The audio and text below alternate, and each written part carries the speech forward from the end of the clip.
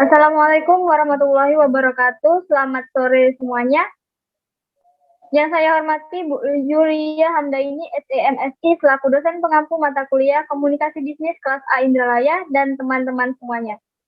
Perkenalkan, saya Emma Sabella dari kelompok 5, selaku moderator untuk kelompok 2 presentasi pada hari ini.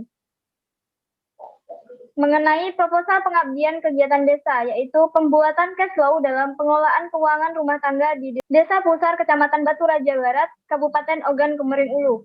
Adapun anggota dari kelompok 2 sendiri adalah yang pertama, Ahmad Fatah Arifki, kemudian Amelia Nur Safitri, ketiga ada Rafiq Muzaki, kemudian ada Uswatun Hasanah, dan yang terakhir ada Wiwin Fitriani. Baiklah, materi pertama akan dijelaskan oleh saudari Wiwin Fitriani. Kepada Wiwin, saya persilahkan. Baiklah, saya akan menjelaskan materi pertama. Sinopsis. Proposal ini merupakan kegiatan pengabdian di Desa Pusar, Kecamatan Batu Raja Barat, Kabupaten Ogan Komering Ulu. Kegiatan ini bermanfaat untuk meningkatkan kemampuan para ibu rumah tangga untuk meningkatkan pengetahuan mereka dalam pengelolaan keuangan rumah tangga dan cash flow rumah tangga. Dalam cash flow rumah tangga mencatat pendapatan, pengeluaran, dan keputusan untuk membeli atau berinvestasi. Oleh karena itu, cash flow merupakan sistem yang tepat untuk mengelola keuangan atas pendapatan dan pengeluaran, serta memenuhi tujuan keuangan jangka pendek, menengah, dan panjang. Pendahuluan latar belakang. Pengelolaan keuangan rumah tangga merupakan sebuah konsep yang perlu diketahui oleh para orang tua. Pengelolaan keuangan keluarga yang kurang tepat akan menimbulkan berbagai masalah yang akan terjadi di keluarga. Masalah keuangan merupakan salah satu penyebab terbesar dalam perceraian yang terjadi di Indonesia. Penelitian terdahulu membuktikan bahwa perceraian berakibat dari berbagai aspek seperti keuangan, pendidikan, status sosial, dan perselingkuhan. Oke, baiklah, kembali kepada moderator. Baiklah, terima kasih Wiwin atas penjelasannya. Untuk penjelasan selanjutnya akan dijelaskan oleh Uswatun Hasanah. Pada Uswatun, saya persilahkan. Baiklah, terima kasih moderator. Selanjutnya saya akan menjelaskan bagian permasalahan. Daripada judul proposal ini, adapun permasalahannya yaitu minimnya pengetahuan terkait pengelolaan keuangan keluarga.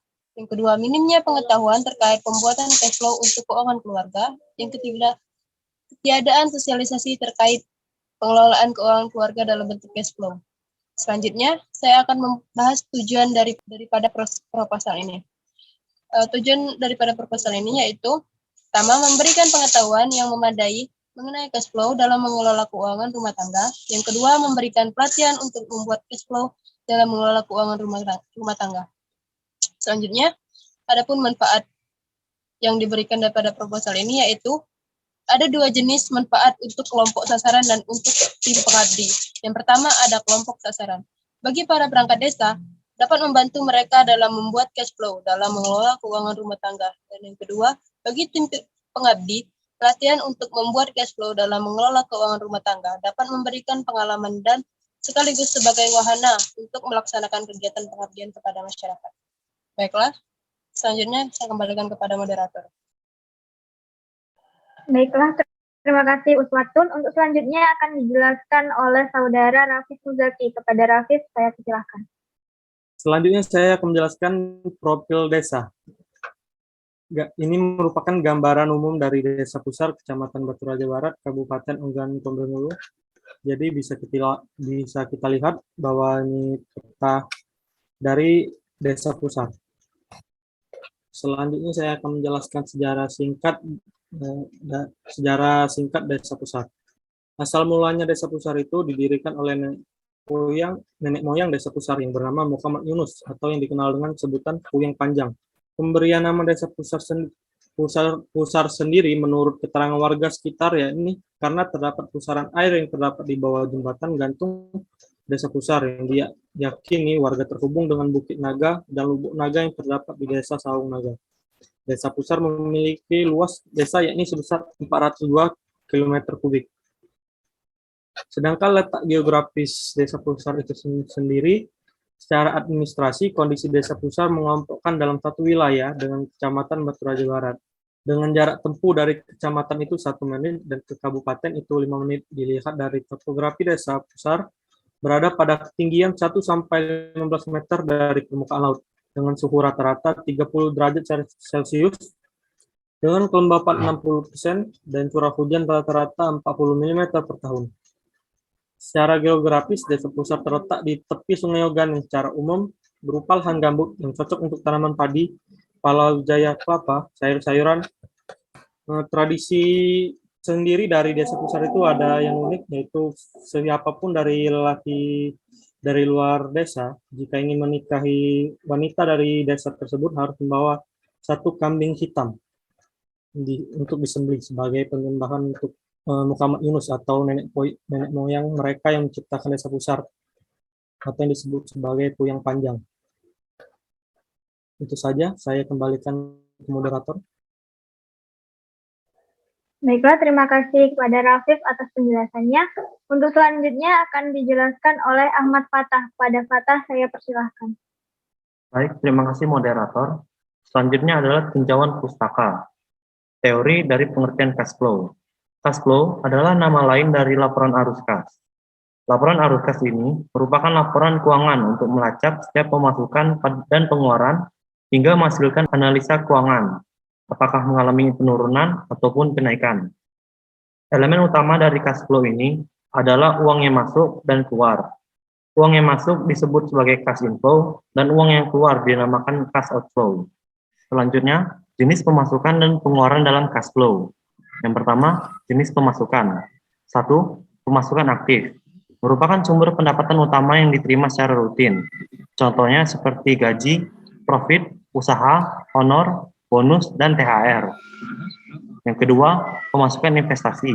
Merupakan penghasilan sampingan yang diperoleh dari profit instrumen investasi, seperti reksadana, saham, deposito, sukuk, atau penjualan properti. Yang ketiga adalah pemasukan pasif atau passive income. Merupakan penghasilan dari aset yang dimiliki, di mana uang bekerja tanpa harus mengeluarkan energi untuk mendapatkannya. Pendapatan pasif mirip seperti investasi, misalnya seperti keuntungan dari rumah yang disewakan, dan royalti karya buku ataupun musik. Yang kedua adalah jenis pengeluaran. Yang pertama, pengeluaran tetap yang wajib dibayarkan. Pengeluaran ini harus dibayarkan dan akan memperoleh sanksi jika tidak dilaksanakan, seperti pembayaran bank, angsuran hutang, asuransi, KPR, dan biaya pendidikan. Yang kedua adalah pengeluaran yang tidak terhindarkan. Kategori pengeluaran ini digunakan untuk memenuhi kebutuhan pokok agar dapat bertahan hidup, seperti alokasi untuk makan transportasi, pulsa, paket listrik, air, dan sejenisnya. Yang ketiga, pengeluaran tambahan. Merupakan jenis pengeluaran untuk kebutuhan konsumtif, seperti nongkrong di kafe, belanja pakaian, dan sejenisnya. Yang terakhir adalah tabungan. Merupakan pengeluaran yang disimpan secara tunai pada waktu tertentu, seperti menabung di bank, investasi, deposito, dan sebagainya. Baik, saya kembalikan kepada moderator. Baiklah, terima kasih Fatah atas penjelasannya. Untuk penjelasan selanjutnya akan dijelaskan oleh Amelia Nur Safitri. Kepada Amelia, saya persilahkan. Baik, terima kasih moderator. Untuk selanjutnya itu artikel yang kami gunakan untuk penyusunan proposal ini dengan judul Pendampingan Pembuatan Cash Flow dalam Mengelola Keuangan Rumah Tangga. Kegiatan pengabdian kepada masyarakat ini dilaksanakan pada tanggal 1 sampai 2 Februari 2020. Kegiatan ini dilaksanakan di RT 1 RW 6 di Kelurahan Cempaka Putih Barat, Kecamatan Cempaka Putih, Jakarta Pusat. Tim pengabdian melakukan kegiatan mengabdikan berupa pendampingan pembuatan cash flow dalam mengelola keuangan rumah tangga di Kelurahan Cempaka Putih. Kegiatan pengabdian ini bekerja sama dengan grup ibu-ibu PKK di Kelurahan Cempaka Putih Barat. Organisasi PKK tersebut bergerak dalam bidang sosial, kesehatan dan KB, pelayanan masyarakat sosial, tanaman obat, dan penyuluhan perilaku sosial. Next. Untuk metode pelaksanaannya, pelaksanaan kegiatan pengabdian desa ini dilakukan dengan menggunakan metode pelatihan, tutorial, dan diskusi. sasaran pesertanya yaitu ibu-ibu rumah tangga di Desa Pusar sebanyak 40 orang dengan asumsi penerima undangan yang hadir itu lebih dari 70%. Adapun alat dan bahan yang digunakan yaitu pulpen dan buku. Next. Jadwal pelaksanaannya yaitu pada hari Minggu pada tanggal 27 Maret 2020. Next.